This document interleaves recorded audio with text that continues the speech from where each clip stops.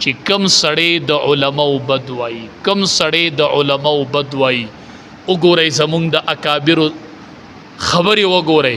وایي دا سړی چې مړ شي او دی په قبر کې کېښودلی شي، ړومبې حل به د ده سره ملایک دا کوي چې مخ به ولې د قبلې نه اړوي، مخ به ولې د قبلې نه اړوي.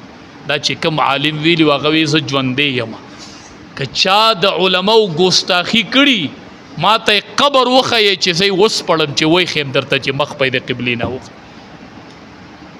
ستا مخ په ولې د قبلې نه اړوي، ځکه چې په قبله کم خلق ولاړ دی خو علما دی. تا د قبلې خاوندان روغ نه دي پرېښي. علما هغه خلق دی چې د دې به الله د قلم سیانې تلي، الله به یې د قلم صحیح تلي. د علماو نه خپلې ژبې راونغاړئ، د علماو بد مه وایئ. دا هغه مدارس چې دی په ملک لوی لوی علما پیدا کړي دي. نن چې په هر جماعت کې د قرآن حافظ ودرېږي او د تراوو ختم کوي، دا د دې علماو برکت دی. پلارانو میندو مونږ له کې دقه ارمان دی، هېڅ لالچم نشته دی، هېڅ لالچم نشته دی. دا علما هغه خلق دی چې خپل ژوند یې ستاسو بچو ته وقف کړی دی، ستاسو بچو ته.